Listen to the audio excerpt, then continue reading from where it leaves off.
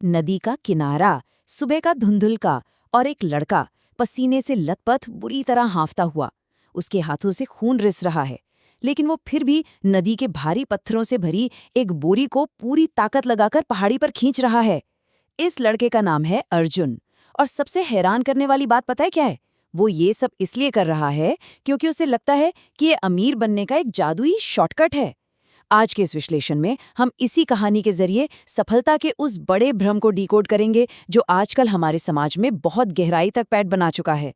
पत्थरों से लेकर हीरो तक के इस सफर में आइए समझते हैं कि सच्ची सफलता असल में होती क्या है। तो चलिए सीधे इस बड़े सवाल की गहराई में उतरते हैं। क्या वाकई सफलता का कोई शॉर्टकट होता है? देखिए, इंसानी फितरत ही कुछ ऐसी है कि हम हमेशा सबसे आसान रास्ता खोजना चाहते हैं। बस स्क्रीन के सामने बैठे रहें, दूसरों की सफलता की कहानियां देखते रहें और बिना कुछ किए सब कुछ मिल जाए। बिना पसीदा बहाए बस बैठे बैठे सफलता के फॉर्मूले सुनकर मंजिल पा लेने की ये चाहत आजकल बहुत आम हो गई है ना? लेकिन क्या ये सच में काम करता है? और यहीं से शुरू होता है हमारा पहला भाग, शॉर्टकट्स एक धोखा है, आसान दौलत का जाल।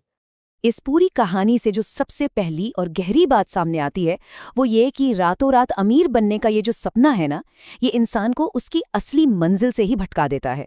एक तरफ अर्जुन की सोच थी बिना कोई खास मेहनत किए करोड़पति बनने के ख्याली पुलाव पकाना, पूरा दिन सोफे पर पड़े रहना, मोबाइल पर मोटिवेशनल वीडियो स्क्रॉल करना और बस हवाई किले बनाना। वहीं दूसरी तरफ उसके माता पिता की जमीनी सच्चाई थी। पिता एक किसान जो दिन रात खेतों में पसीना बहाते थे, माँ जो घर चलाने के लिए सिलाई करती थी। वो अक्सर समझाते थे कि देखो, मेहनत का कोई शॉर्टकट नहीं होता। लेकिन आजकल के इस हसल कल्चर वाली हवा में उड़ते अर्जुन को ये सब बस एक मजाक लगता था। इसी शॉर्टकट की तलाश में अर्जुन पहुंच जाता है गांव के एक बहुत ही ज्ञानी और अनुभवी माने जाने वाले बूढ़े बाबा के पास। उसे पक्का यकीन था कि बाबा उसे कोई गुप्त मंत्र दे देंगे, सफलता की कोई मास्टर चाबी थमा देंगे। लेकिन बाबा ने क्या किया? उन्होंने सिर्फ एक लाइन कही, कल सुबह 4 बजे नदी किनारे मिलना। अब सोचिए, जब अर्जुन अगली सुबह वहां पहुंचा तो उसे कोई मंत्र नहीं मिला। उसे मिली एक खाली बोरी और एक ऐसा काम सौंपा गया जिसने उसके पसीने छुड़ा दिए, नदी से भारी पत्थर भरकर पहाड़ी की चोटी तक ले जाना। और ये वाकया बहुत ही शानदार तरीके से हमें ले जाता है हमारे दूसरे भाग की तरफ। संघर्ष ही असली हीरा है, पत्थरों का बोझ। अब जरा उस पल की कल्पना कीजिए। पहाड़ी की चोटी तक पहुंचते पहुंचते अर्जुन की हालत खराब हो चुकी है। वो बुरी तरह थक चुका है और झल्लाहट से भर गया है। उसी गुस्से में आकर वो उस भारी बोरी को जमीन पर पलट देता है। लेकिन जैसे ही वो गंदे भारी नदी के पत्थर नीचे गिरते हैं, अचानक एक चमत्कार होता है। वो पत्थर शानदार हीरों की तरह चमकने लगते हैं। अर्जुन तो बस फटी आंखों से देखता ही रह गया। जो चीज कुछ ही सेकंड पहले तक उसकी पीठ पर एक जानलेवा बोझ लग रही थी, वो असल में बेशकीमती हीरे थे। ये जो शारीरिक संघर्ष था ना, वो पसीना, वो छीले हुए हाथ, ये दरअसल हमारी रोजमर्रा की जिंदगी की उन मुश्किलों का ही रूपक है जो आखिर में जाकर हमारी सबसे बड़ी ताकत बन जाती हैं। और यहीं पर बाबा एक ऐसा सबक देते हैं जो सचमुच आंखें खोल देता है। वो कहते हैं, मेहनत शुरुआत में पत्थर लगती है, लेकिन समय के साथ वही हीरे बन जाती है। बाबा उसे बहुत गहराई से समझाते हैं कि अगर उसने मेहनत करने से ही मना कर दिया होता, उस भारी बोरी को उठाने से ही इनकार कर दिया होता, तो उसे ये हीरे कभी नसीब नहीं होते। जो काम शुरू में सबसे ज्यादा चुभता है, वही अक्सर सबसे बड़ा इनाम लेकर आता है। इस एक घटना ने तो जैसे अर्जुन के दिमाग के सारे जाले साफ कर दिए। वो ख्याली दुनिया से बाहर निकला और उसने असल जिंदगी में एक बिल्कुल नई अनुशासित रूटीन अपना ली। चलिए देखते हैं उसने क्या किया। पहला कदम, मोबाइल पर अपना कीमती समय बर्बाद करना एकदम बंद कर दिया। दूसरा कदम, दिन में अपने पिता के साथ खेतों में जी तोड़ काम करना शुरू किया और रात को अपनी पढ़ाई पर फोकस किया। और तीसरा कदम, उसने गांव के बच्चों को ट्यूशन पढ़ाना शुरू कर दिया।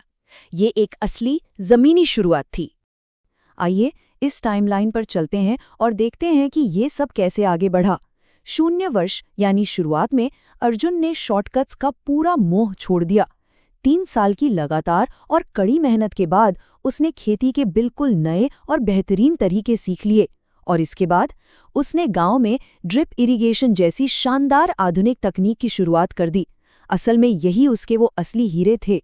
इनकी वजह से खेतों की उपज दोगुनी हो गई और मजाक की बात देखिए, जो लोग कभी उसका मजाक उड़ाते थे वही अब उससे सलाह लेने लगे थे। और इसी बदलाव के साथ हम आते हैं अपने तीसरे भाग पर। सच्ची सफलता सामूहिक होती है, गांव का उत्थान। इस पूरे विश्लेषण में यहाँ एक बहुत ही दिलचस्प मोड़ आता है। बात अब सिर्फ अर्जुन के अकेले की तरक्की की नहीं रही, फोकस पूरे समाज पर आ गया। अर्जुन की इस शानदार कामयाबी को देखकर शहर की एक बहुत बड़ी कंपनी उसे एक जबरदस्त नौकरी का ऑफर देती है। अब ईमानदारी से बताइए, ज्यादातर लोगों के लिए तो ये कॉर्पोरेट दुनिया में एंट्री मारने का एकदम परफेक्ट शॉर्टकट होता है ना? लेकिन अर्जुन ने साफ मना कर दिया। उसने अपना घर, अपना गांव छोड़ने से इनकार कर दिया। उसका साफ मानना था कि अगर असली तरक्की करनी है तो सबको साथ लेकर ही करनी होगी। और इस सामूहिक सोच का नतीजा क्या निकला? गांव को एक साथ आगे ले जाने की अर्जुन की इस जिद ने उस छोटे से गांव को पूरे जिले में मशहूर कर दिया। बड़े बड़े टीवी चैनल और रिपोर्टर अर्जुन का इंटरव्यू लेने के लिए वहां पहुंचने लगे। कितनी अजीब बात है ना, अपनी जड़ों से जुड़े रहकर, अपने लोगों के लिए काम करके ही उसे वो बड़ी पहचान मिल गई जिसके सपने वो कभी अपने कमरे में बंद होकर मोबाइल स्क्रीन पर देखा करता था। जो हमें ले आता है इस कहानी के सबसे अहम हिस्से, यानी चौथे भाग पर, सफलता का असली रहस्य, किस्मत से परे। जब एक टीवी जर्नलिस्ट ने अर्जुन से उसकी इस शानदार सफलता का राज पूछा, तो अर्जुन का जवाब उन सारी पुरानी बातों को पूरी तरह गलत साबित कर देता है जो वो बचपन में मानता था। अर्जुन टीवी पर पूरे कॉन्फिडेंस के साथ कहता है कि एक वक्त था जब उसे लगता था सफलता सिर्फ किस्मत का खेल है, लेकिन अब उसे समझ आ गया है कि सफलता किस्मत के भरोसे नहीं मिलती। ये अपार धैर्य, एकदम सही सोच और बिना रुके की गई कड़ी मेहनत का एक ऐसा सॉलिड रिजल्ट है जिसे दुनिया की कोई ताकत झुठला नहीं सकती। बिल्कुल 100% की बात।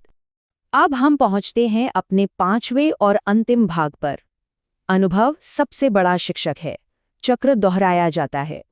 ये कहानी असल में हमें इंसानी फितरत के एक ऐसे लूप, एक ऐसे चक्र की तरफ ले जाती है जो बस बार बार खुद को दोहराता रहता है। कुछ महीनों बाद गांव में रोहन नाम का एक नया लड़का आता है, और ये लड़का बिल्कुल पुराने अर्जुन की कार्बन कॉपी है। एक तरफ वो पुराना अर्जुन जो कभी शॉर्टकट्स और मोबाइल के पीछे पागल था, और दूसरी तरफ आज का ये नया लड़का रोहन, जिसकी सोच भी बिल्कुल वैसी ही है। वो भी सीधा अर्जुन के पास आकर कहता है कि उसे जल्दी से सफल होने का कोई आसान तरीका बता दो। अब इस स्लाइड के बारे में जो सबसे दिलचस्प बात है वो ये कि अर्जुन रोहन को कोई लंबा चौड़ा मोटिवेशनल ज्ञान नहीं देता। इसके बजाय वो बिल्कुल वही करता है जो सालों पहले उस ज्ञानी बूढ़े बाबा ने उसके साथ किया था। वो रोहन को अल सुबह उसी नदी के किनारे ले जाता है और उसके हाथ में एक खाली बोरी थमा देता है। वो उसे सिर्फ कोरी सलाह नहीं देता, बल्कि उसे सीधा उसी शारीरिक और मानसिक परीक्षा में उतार देता है जिससे वो खुद गुजरा था। और वो ऐसा क्यों करता है? क्योंकि अर्जुन अब इस बहुत ही गहरी सच्चाई को समझ चुका है कि जिंदगी के कुछ सबसे बड़े, सबसे ज़रूरी सबक सिर्फ बातें सुनकर या किताबें पढ़कर नहीं सीखे जा सकते। कुछ बातें केवल तब समझ में आती हैं जब आप खुद ज़मीन पर उतरते हैं, पसीना बहाते हैं और कड़ा संघर्ष करते हैं। सच्चा ज्ञान हमेशा खुद के अनुभव से ही आता है, उसे पैसिव तरीके से कंज्यूम नहीं किया जा सकता। तो इस पूरे शानदार विश्लेषण से हम क्या पक्के टेकअवेज निकाल सकते हैं? पहला, सिर्फ किस्मत के भरोसे हाथ पर हाथ धरे बैठे रहना अपनी कीमती वक्त की सबसे बड़ी बर्बादी है। दूसरा, सही दिशा में सोचना और लगातार मेहनत करना ही वो इकलौता तरीका है जो वाकई किसी की भी किस्मत बदल सकता है। और तीसरा, सबसे अहम पॉइंट, जो शॉर्टकट हमें बाहर से हमारी मंजिल के सबसे करीब लगता है, असल में अक्सर वही शॉर्टकट हमें हमारी मंजिल से सबसे ज्यादा दूर ले जाकर पटक देता है। और इसी के साथ हम आते हैं आज के आखिरी और सबसे ज़रूरी सवाल पर।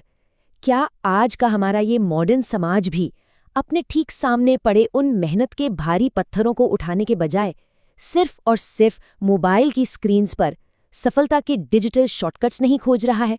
ज़रा गहराई से सोचिएगा इस बारे में। इसी एक विचार के साथ हम आज का ये विश्लेषण यहीं ख़त्म करते हैं।